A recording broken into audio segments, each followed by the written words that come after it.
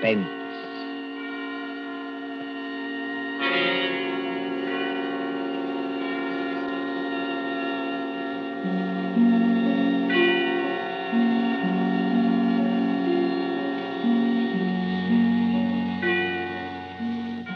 The hushed voice and the prowling step in the dead of night. The crime that is almost committed. The stir of nerves at the ticking of the clock. The rescue that might be too late, or the murderer who might get away. Mystery and intrigue and dangerous adventure. We invite you to enjoy stories that keep you in suspense. For Suspense, tonight we present The Body Snatchers by John Dixon Carr.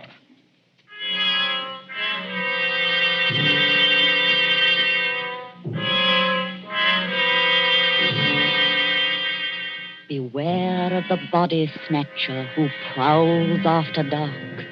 Beware of the graves he robs. Beware of the murders he commits to provide new corpses for the doctors. Up to the year 1832, the body snatchers terrorized England. According to the law, only 4 bodies a year could legally be supplied to the surgeons for anatomical study.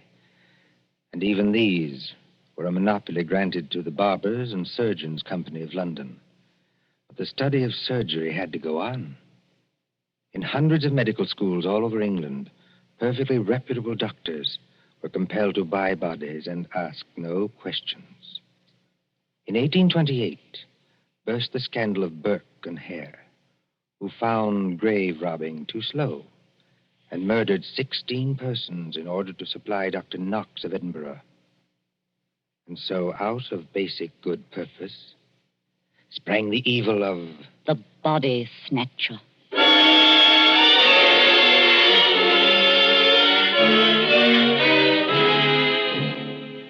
Turn back the clock now to a cold night just 110 years ago. Look into the brick kitchen of a house on Wandsworth Common, not far from London. There, in the light of a tallow dip, sits old Mother Slade in her draggled bonnet. What's a keeping 'em? 2 hours. 2 mortal hours by the Dutch clock. And they're not here yet. Mother Slade? The graveyard not half a mile off. And once I thought I heard church bells ring. And once... Mother Slade, did you call? No, my girl, I did not call. But I thought I And heard... what are you doing up at this hour, my girl? I was only locking up, Mother Slade. Ain't it enough to have taken you over from a good-for-nothing mother, not worth the gunpowder to blow her up? Please, Mother Slade. And given you a good home, and brought you up practically like a lady, with only the housework to do? I'm sorry, Mother Slade. Only I wish you wouldn't talk like that about me own mother. And what do you do, Peggy Lester? You stop up until this hour. You mislay me snuff box 20 times a day. I was only going to say I thought I heard a horse and cart in the lane. In our lane? Yes, Mother Slade. There it is now. Yes. Easy, my dears. Drive easy with the merchandise. The doctors don't like it if you bump the merchandise. Merchandise, Mother Slade? What's that? I'll tell you what it is, my girl. I didn't mean anything, Mother Slade. It's your Uncle Matt and your cousin Rob are coming home from their business. That's what it is. You hear that, Peggy Lister? I didn't mislay your snuff box. It's on the table. And if you don't want me to take my fingernails to you instead of a strap, you get on up to bed this minute, do you? Yes, Mother Slade. I'm a-coming, my dears. Don't be impatient. I'm a-coming. Nasty dim light this candle gives. Oh, old Mother Slade has got the rheumatics so cruel she can hardly move. Just pull back the bar, open the door. Well, Matt, did you get it? Did we get it? Strike me blind, but that's a good one, ain't it, Rob? Stir the gad, can't you? Get inside and close the door. They ain't after you. Ain't they? Can't you hear anything? I thought I heard church bells. More like a perishing funeral bell, if you asks me. Take it easy, Rob. Take it easy. We've shaken them off. Have we? I wish I was as certain as some people. The spades and sack is still in the cart. Let 'em stay. Who's a-coming to find 'em? Then you didn't get it after all, you six-skull pair of... Now, don't you start a-blaming us. Now, you shut your potato trap, Mother Slade, or Matt'll make you shut it. What happened? I'll tell you what happened. We was too quick, that's what. The girl was only buried this afternoon. The sooner the better, my dear. What's the good of the merchandise if it ain't fresh, eh? You hold your noise and listen. We left the horse and cart outside, like we always do. We creeps up to the lich gate of the churchyard.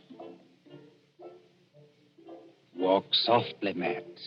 Walk softly, Rob, in your oily beaver hats and neckcloths, under the starlight and the white frosted elms. Take care of the graves, too.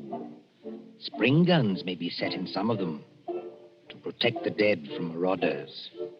And if the coffin is one of those new iron ones, all your labor will be in vain. Open the gates softly. Don't make such a bloody row with them shovels. I can't help it. I'm loaded down with all this stuff. Oh, and who'll do all the work when we do get there? I will. Matt, Aye? listen. I can't hear nothing except your teeth are chattering. Matt, there's other people besides us in this here churchyard. Aye, 200 or 300 deaders. But they won't bother us. I means living people. Don't talk soft. Somebody's got a dark lantern. I seen it flash past the gravestones. Oh? Where? Can't you see it now? It's a-coming straight toward us. Yes, I see him. Come on. They've seen us, Matt.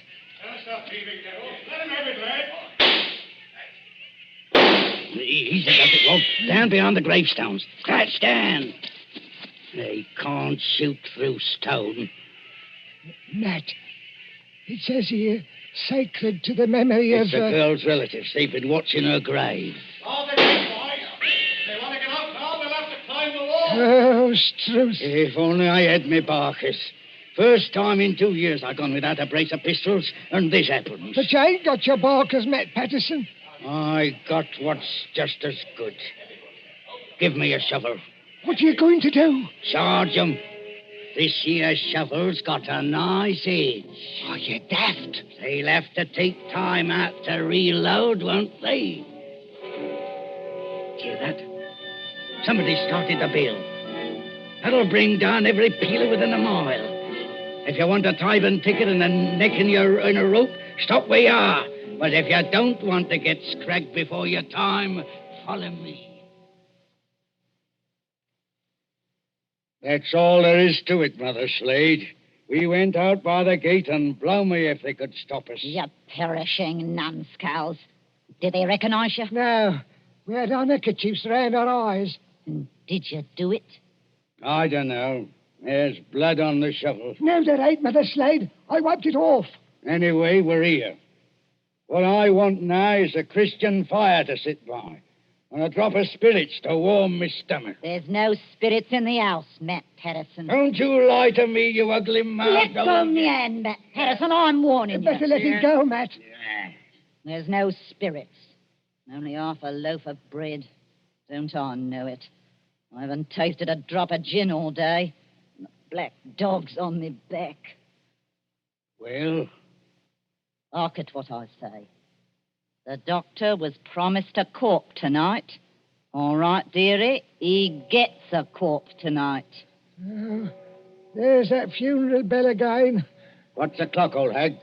Come on, spit it out. A nice young corpse without any trouble or bother. Aye? What about young Peggy upstairs? Strike me blind. What about it, eh? You'd have to be mighty careful. Why? You'd have to smother her with a pillow while I sit on her legs. That's what Burke and Hare done up in Edinburgh. Then you don't leave any marks on them. Here. See?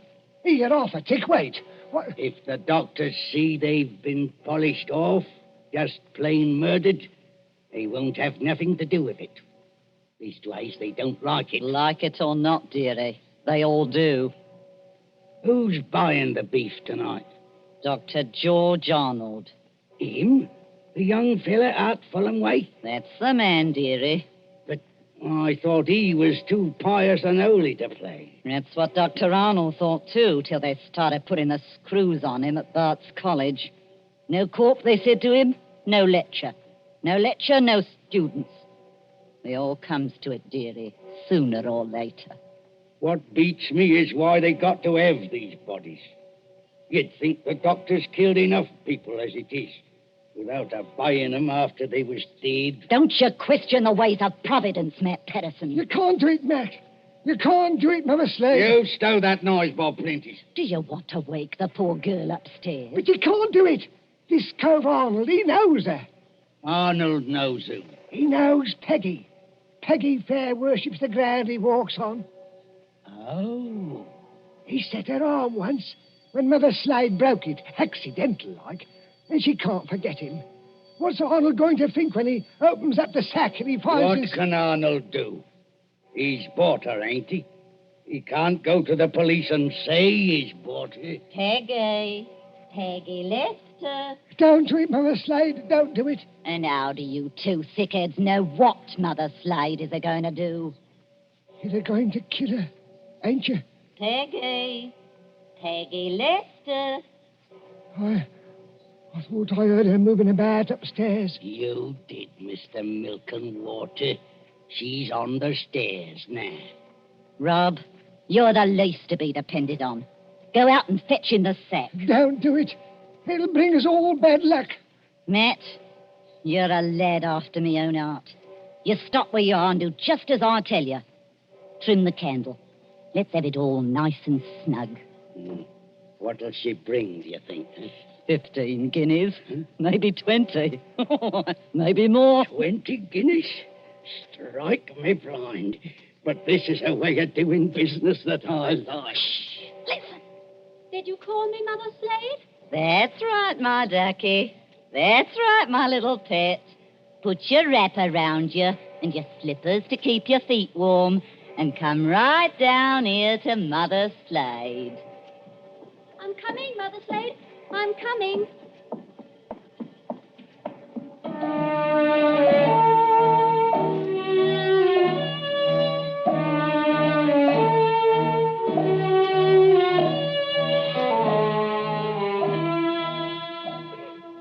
Who in those times would be a surgeon and still be an honest man?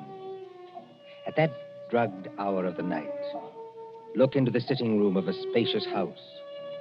Many candles are still alight there, though they have burned down nearly to their silver sockets. There is Chinese paper on the walls and a turkey carpet underfoot. In front of the fire, now almost out, sits Dr. George Arnold with his bottle green coat and heavy hair.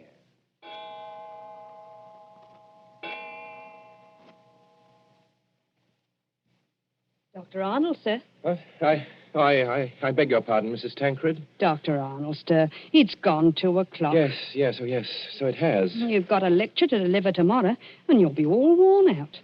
Why don't you go on up to bed? Mrs. Tancred. Yes, sir? You're a jewel of a housekeeper. I admire you, and I can't do without you, but would you please go away and let me alone? Sure, I'm very sorry, sir. No offense intended. Stop. I shouldn't have said that. I'm thinking too much, perhaps. And smoking too many cigars, if you'll excuse me. Why must they keep tolling that bell at East Hill Church? Why must they keep it up all night? Well, sir, Elsie says the parson told them to do it. Elsie. Wait. Who is Elsie? Dr. Arnold, sir. I know you're always up in the clouds, mooning over books and whatnot, but I did think you'd recognize the name of your own parlour maid. Oh, that Elsie. I see. Well? Elsie says it's because of the murder in the churchyard. What murder? 2 resurrection men. Body Snatchers, sir.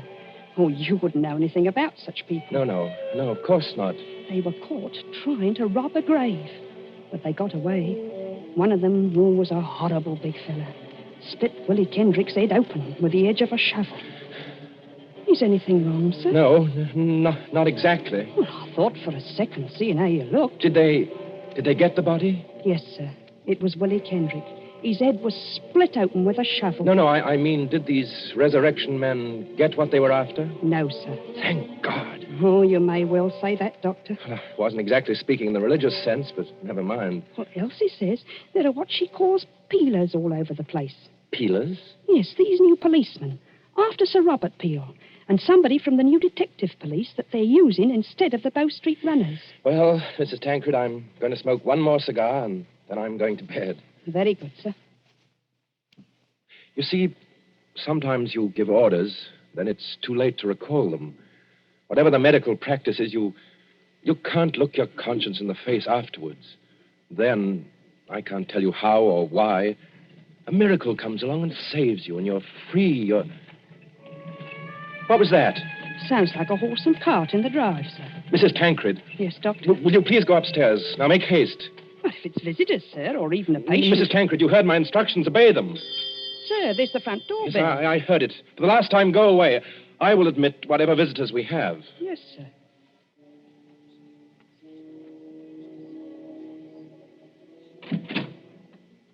Good evening, dearie. Oh, come into the sitting room here, Mrs. Slade. La, sir. Just call me Mother Slade. You don't hardly seem natural or friendly to hear anything else. It's a pleasure to curtsy to you, Doctor. Coo. What a lovely room. I suppose... Your candles is going out, though. One by one. Poof. Then you'll be in the dark. I suppose you've come to report failure.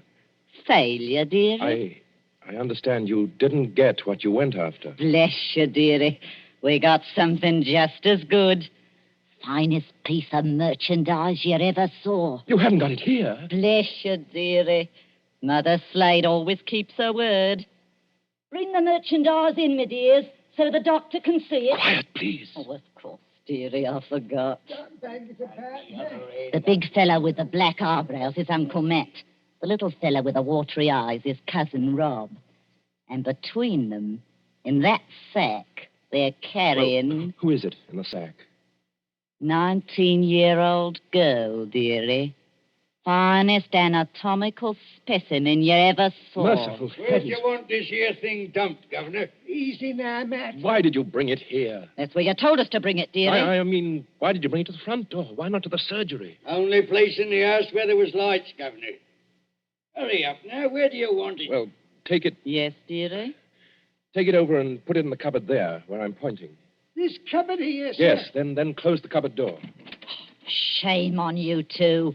Tracking your muddy boots over the doctor's lovely turkey carpet. Easy, my dears, easy now. All right, Robin. She goes. Don't bruise the merchandise. Whatever you do, don't bruise the merchandise. Right, me blind. What's the odds? She can't feel it now. There's your body, Mr. Sawbones. Now, let's see your money. Well, just one moment before I give it to you. There ain't no itch in this, is there? Better not be. No, I made a bargain with you, and I'll stick to it. Thank ye. That's uncommon genteel of you. Kindly stand back, sir. You're 2 stone of fat heavier than I am, and you don't impress me. Easy, Matt. Take it easy. I want to ask only one question. Where did you get that body? That's a question, dearie, what people in your profession don't ask. Why not? 'Cause they don't dare. That's why. Would the police be interested in where you got the body? No, dearie. Not half so interested in as where we brought it. To your house. It's your responsibility now. Yes, I suppose it is. The victim wouldn't be, by any chance, that pretty little girl you used to treat so unmercifully? You hold your noise about how I treated her. I was rather fond of Peggy. Strike me blind. I think the Sawbones... Oh, get out of this house, all of you. Go on, get out. Not without that money, dearie. It's 20 guineas now. There's money on the table under that newspaper. Take what you want, and get out of here before I... Oh, what was that? Aye. What was it? A late visitor, I imagine. Was you expecting anybody? Eh? No. Don't drop the lovely money, Rob. Don't drop it all over the carpet. Pick it up. So the back way are these? Yes, it's the way you should have come. Through that arch and down the passage. Thank you for the rhino, Governor. And no games, mind you, if you know what's good for you. Good night, dearie. Remember, you've got the body now. Yes. I've got the body now. Poor little devil. Dr. Arnold, sir. In heaven's name, Mrs. Tancred, haven't you gone to bed yet? I had to get up, sir, to answer the bell. Yes, of course. I'm sorry. Dr. Arnold, what's the matter with you? Matter? You're as white as a ghost, and you're almost crying. Am I? Well, we must remedy that. Oh, it's so dark in here, I could barely see you sitting there. The candles going out, one after another. Nothing but smoke and an ugly smell of grease, and that cupboard door. What about that cupboard door? Oh, I always declare, sir, it won't keep shut without any latch or bolt, if you'll excuse the liberty. Mrs. Tancred, keep away from that cupboard. Dr. Arnold, sir. Are you ill or anything? No, but keep away from that cupboard. Who rang the bell? Oh, dear, I was almost forgetting. It's that man Elsie was talking to us about. What man? The officer of the detective police, sir. He wants to see you. Well, I'll see him, but in some other room, not here. It's as you say, there's not enough light. Not a bit of it, Doctor, not a bit of it. Never too dark, as you might say, where the police are concerned. I couldn't help it, sir. He must have followed me down the hall. Are you... That's right, Doctor. I'm Stalker at your service. Inspector Stalker. Well, how do you do, Inspector? Mrs. Tancred, you may go. By your leave, sir. I'll just get some more candles and put them in that bracket by the cupboard. It's not in use. No, you needn't trouble. It's no trouble, sir. Excuse me. First of all, Doctor, I must apologize for intruding as late as this. Not at all, Inspector. Will you be seated? Thank you, sir. Thank you kindly. Now, I dare say you're wondering why I'm here. Oh, yes, I am, rather. It's a bad business, Doctor. A very bad business.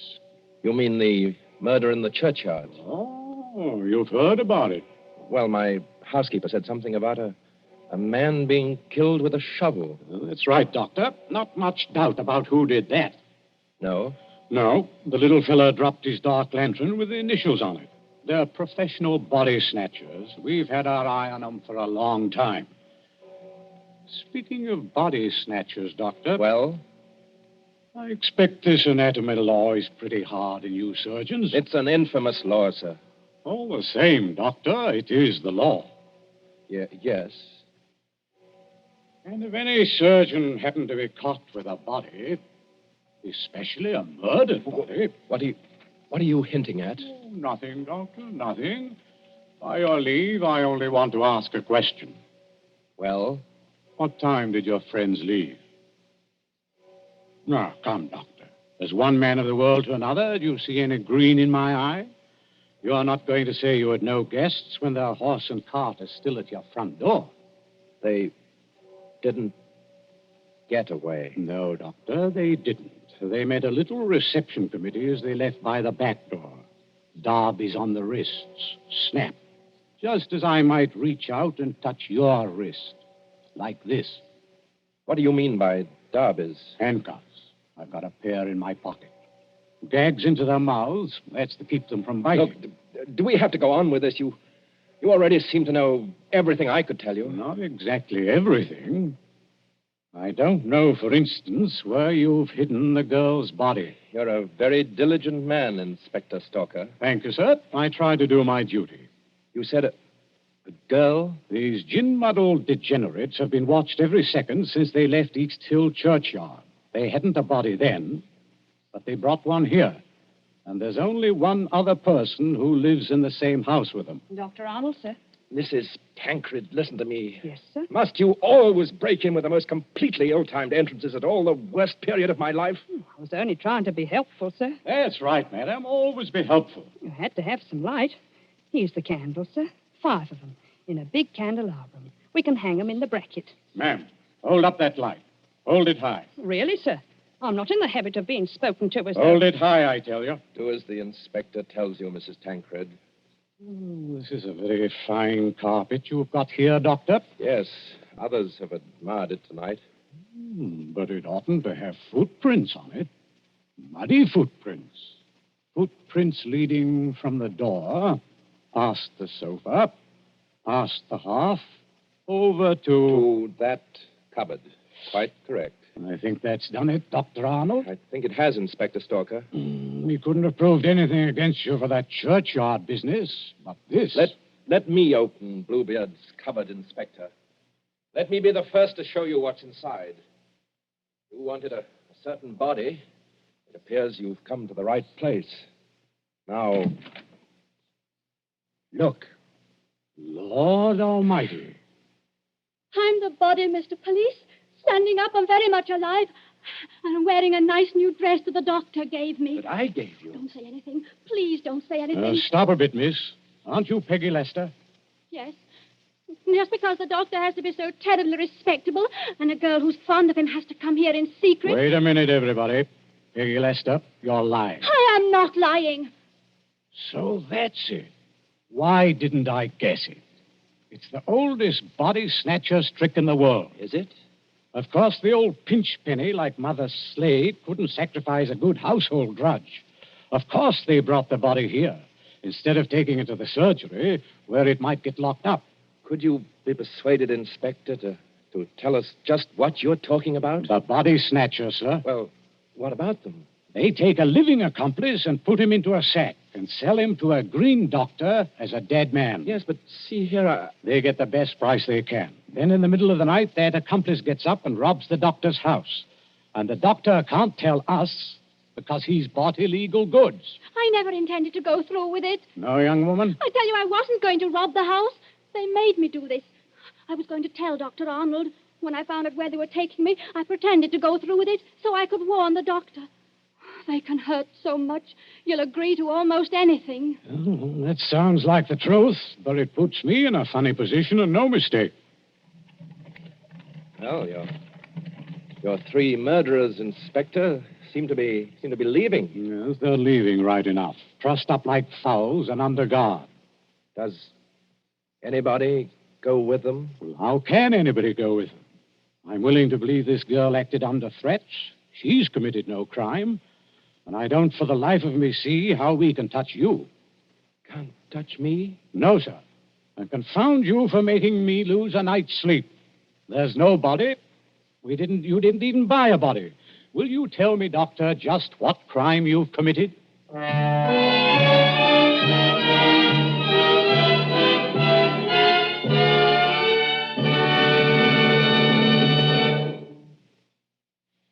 And so ends The Body Snatchers, a story of London at midnight, 100 years ago. And tonight's story of Suspense.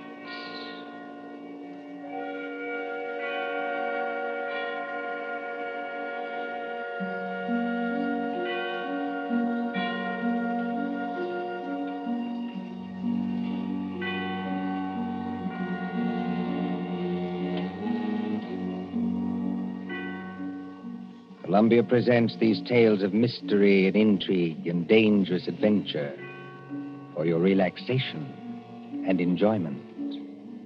Next Tuesday, there will be another in this series. Same hour, 9:30 Eastern Wartime. William Spear, the producer, John Dietz, the director, Alexander Semler, the composer, conductor, and John Dixon Carr, the author, are collaborators on Suspense.